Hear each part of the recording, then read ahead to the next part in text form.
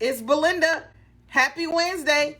You know, on Wednesdays at 4 p.m., I go live on Instagram answering people's questions or doing the sitting in the hot seat. Tigi. Yes. Tigi is Yeah. aspire and become.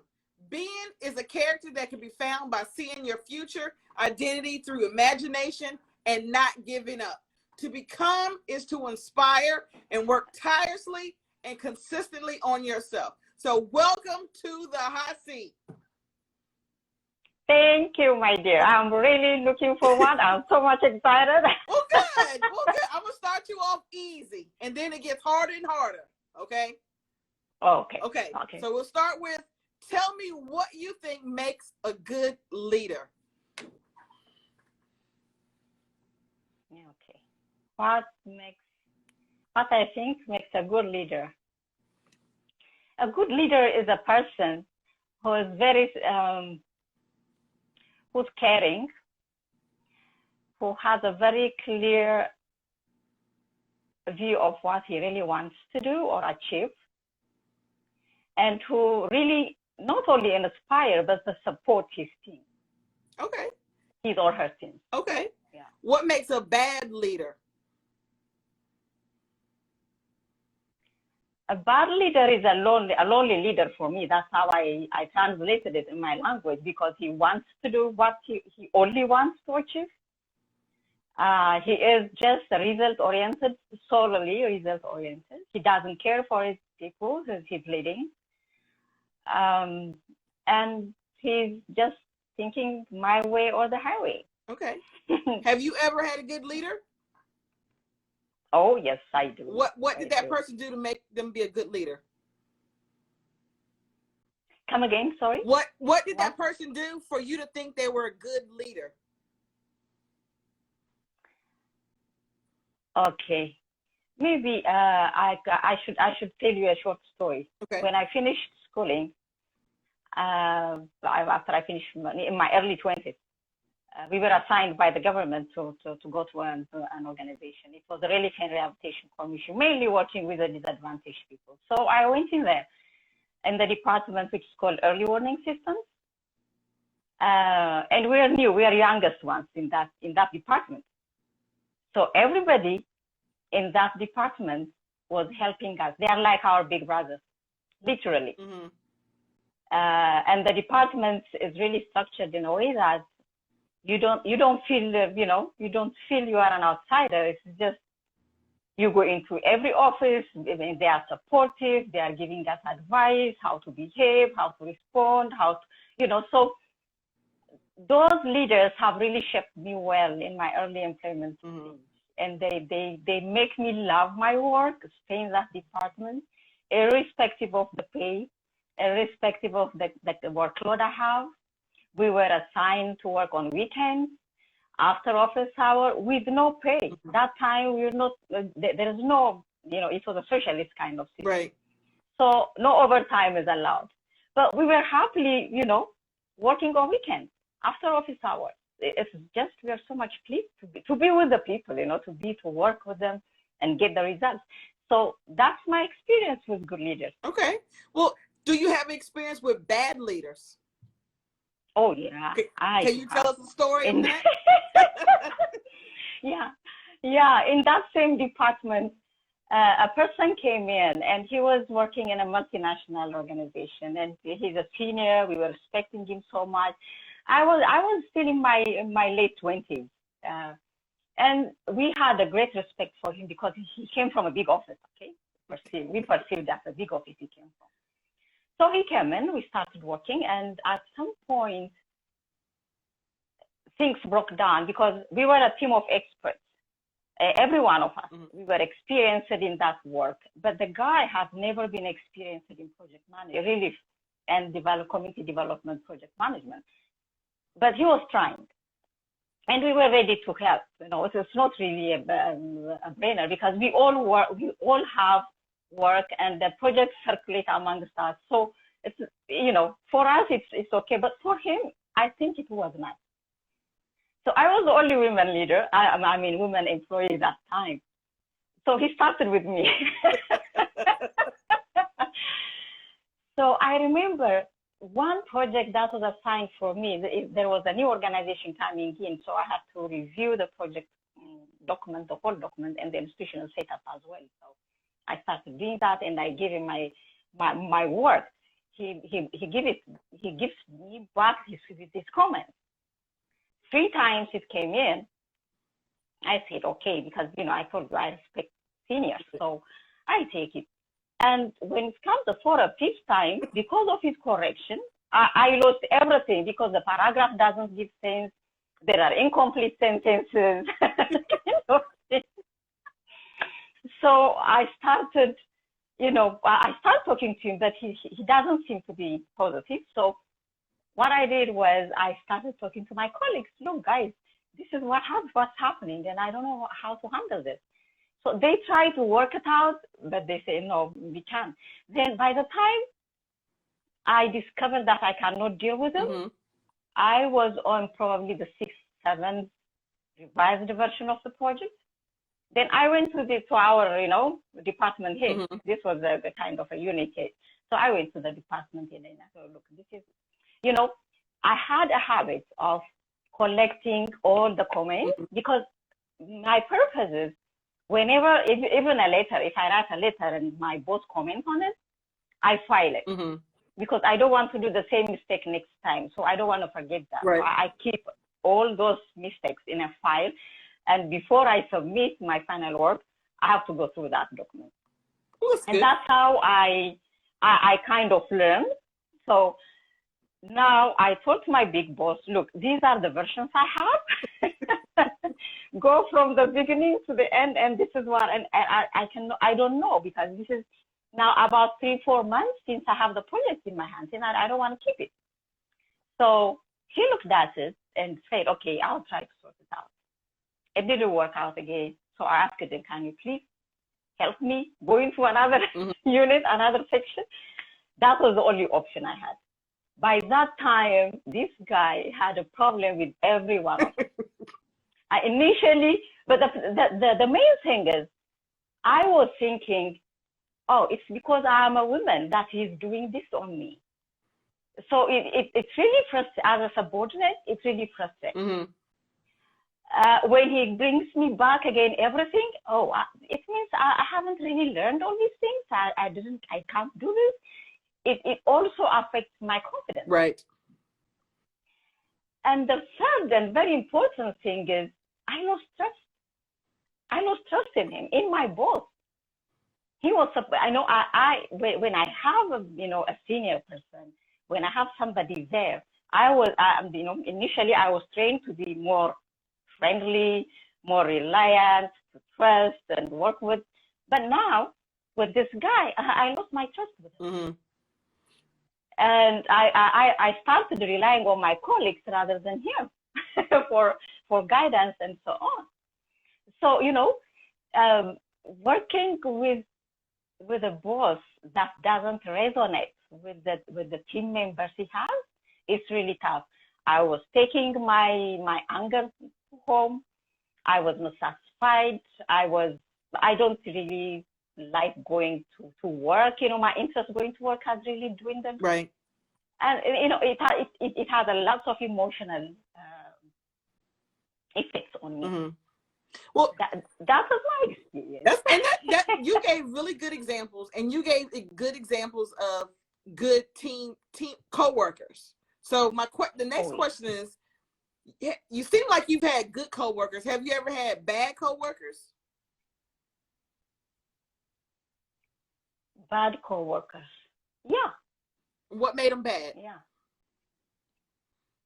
What makes them bad is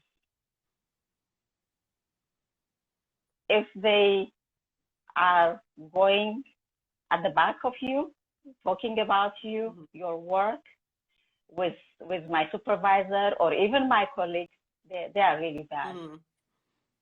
They are really bad because, it puts me in I was put in a situation when I was questioning my relationship with everyone just because of one person, right. Literally. Right. Yeah. Even with my supervisor. So it erodes your confidence and trust again. It really affects my relationship. And also, eventually it was really tough. Right. It was really tough working with them. Yeah. If you're in the interview and I ask you, what are your strengths and weaknesses? What would you say? My strengths, I'm really very sociable. I'm very committed. I really love working with people in a supporting environment. And I'm of course result driven, but at the same time, I really want to be as friendly, as appreciative as I can for people around me. Okay.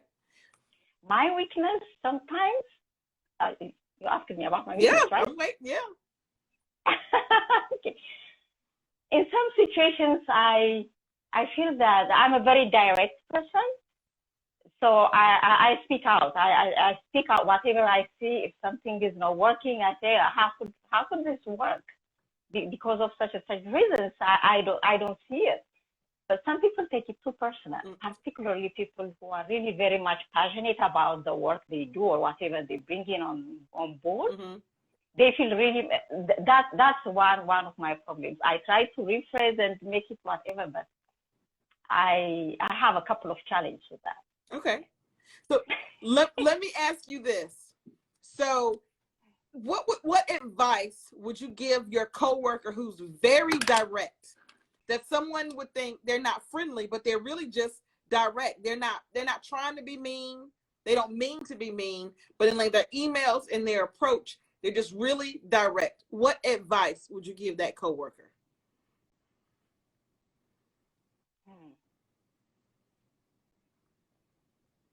I don't want them to keep quiet. Okay. Maybe I would say, which I haven't tried, but I would advise if they can make a personal discussion with the person before making it public. Okay. And can you give me an example? For instance, one of the situations was a group discussion we had, and it was a strategic planning, and I couldn't see the connection between some of the things that were put up. So I raised my hand and said, I couldn't see the connection between A and B, and can we put B into C and do something that kind of change? And some people know the person, so they say, no, it's okay. That's how he worked it out. I say, okay. The next day, the guy ignored me totally. So that's the thing. And maybe I should have kept that with me and talked to the person separately, so that maybe if I can convince him, or if he can tap into the information. Probably he wouldn't. Sometimes in an office environment, it's very difficult to tell who's presenting you, particularly their personal, really very personal behavior. But if I am given a chance to sit there and discuss, this is what happens. So it's very still I'm being challenged with that. I have a problem of keeping quiet. Okay. So Angela on here said I should hire you. So my next question that I ask everybody is, why should I hire you? Why should you be hired for any job? Why should you be hired? Okay, why you hire me? Yes. Once you give me the job, I will commit myself to the fullest to get the results you want to get. I will pay attention to your objectives, and also to work with the coworkers very positively in a supportive way. And I am very trustworthy. Okay. Angela added that you're an excellent team player, and that Francine said she thinks before she speaks. So I would agree. So far, I would agree. She still got more questions. She ain't heard yet. Thank you. She got a few more questions. So my next question is, what Okay. is one thing a previous boss would say you need to improve on? The last part, you meet what? What would an old boss say that you need to improve on? Oh, I need to improve on. Okay. My last boss was a long time ago.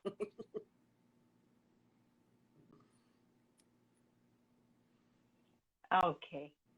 Yeah. Well, you know, one of the things they told me was, I had to keep quiet. Basically, in one organization, that's what I was told. I should have kept quiet, seeing them doing wrong things. Okay. Okay. But I risked it. I say I better leave than stay. Mm-hmm. So I took the action. Okay. So why do you consider yourself a good team player? Do you consider yourself a good team player? Yeah, I do. I'm a very good team player, as long as there is no change in the team, in the objective of the team. As long as we go together with what we're doing, oh yeah. But if there is something, you know, agendas that are behind the issues or something like that, I'll have a problem. Okay. You tell me, I go. If you don't tell me and surprises come in, then I lose my whatever. Yeah. Okay. Do you consider yourself a good boss or a good leader? I think yes. Why? I think yes. Because I really want to make sure that everybody is happy and everybody is capable of doing their job, as long as they work with me. Okay. So you are hiring. What type of employee would you hire? Are you looking for? You're hiring. What type of employee are you looking for? I would be looking for a very honest person and who's eager to learn and a risk taker. A risk taker, really? I can work. Yeah, I can work with those guys because I want them to be committed. I want them to walk their talk. And you want them to take risks? But what do you mean risk taker? What does that mean? Well, if they want, you know, they have to be, learning, they have to always venture into trying into new things. Okay. They have to try new that's things? what I mean by risk. Okay. As they have to try new things? Yeah, try the things, try learning, you know, think outside of the box kind of thing, you know. So if they are eager to learn, they will be creative, definitely. They might fail, they will learn, but they will also be very creative people. Usually they do that, right? Okay. That's what I believe. Okay. So Tehran said that you are the glue that holds people together. And then I think Francine said HR is tough. And Angela said Team Tiggy. So give it up to Tiggy. Did she made it through the hot seat? Show her some love in these comments. Thank you. So tell these people on here what you do and how they can reach you. So, okay. I haven't started my English version of my channel yet. Okay. I'm working with my people, but I'm trying to update the movement makers occasionally where I reach. I have a YouTube channel which is called Aspire and Become, or Meshat in my language. I am reaching out my people with information on personal development, or call it leadership, something like that. So currently we are challenged back home with a lot of social and political issues. I'm focusing mainly on social aspects of it. And I finished last week reviewing primal leadership, but I have a plan to start a dialogue with friends and on how we can really help to improve like health education and kind of things. So starting Friday, with two other friends, we are going to start a clubhouse in Amharic, talking about how we work on child education kind of thing. So if you want to reach me, I'll be very happy to discuss with you on topics of your interest. You can follow me on Instagram. You will find me in Movement Makers, and I will be very happy. I have tried coaching with many people I have worked. I'm not certified, but I believe I have the capacity to do so. And if you really want to come in, you're welcome. I'll be very happy. Excellent, excellent. If you're not already following, follow today. Go to her Instagram and follow and like her page today. And you said you have a YouTube page. What's your YouTube page called? Aspire and Become. That's your YouTube page? Aspire and Become. Look for her YouTube page, Aspire and Become, and follow. You don't want to miss this. Yeah. So before you go, I got one more. So usually on Wednesdays, I answer interview questions. So I want you to answer an interview question for me. Okay? Okay. Mm-hmm. How do I ask about transferring to another department or location? So I got somebody asking me they want to transfer to another department. How do they ask, and who do they ask to make that happen? First of all, they have to know why they are interested to transfer to a different department or location. And they should have a very good reason to convince their boss. And they should ask the person who's responsible in the organization for the transfer processing. It could be the HR department. It could be the department which has the opening. It could be their own boss. So that they have to work on, and through their relationship, they have to really make it kind of public for people who are concerned, so that they support and they understand the situation. Sometimes employees might be more wanted in where they are working instead of going into the other place. So they have to really make sure when they leave, they have to make sure what they leave is in a good situation, in a good status. So it's good always to get that understanding. If they really want to promotion, if they really want to go into the other place, they might need training of other people also. So they have to understand the environment they are working in and how relationships, or particularly in addressing certain issues, how it works, I think. So who they ask and how they ask, that's how you did good. Me, right? You answered it. Great job. Thank you very much for coming on the live today. It was a lot of fun. Oh, I thank you. Yes, you did a great job. Thank you so much, Belinda. I was afraid, I was thinking that I may not make it, but it was fine. I will take the risk. You did good. You took the risk. But this is wonderful. I really appreciate your work. I always listen to it. It is so informative, very helpful, and I really thank you for all what you are doing and for bringing me in your interview time. Absolutely. You brought me in. Absolutely. This was great. Thank you. Yes. Thank you so much. I can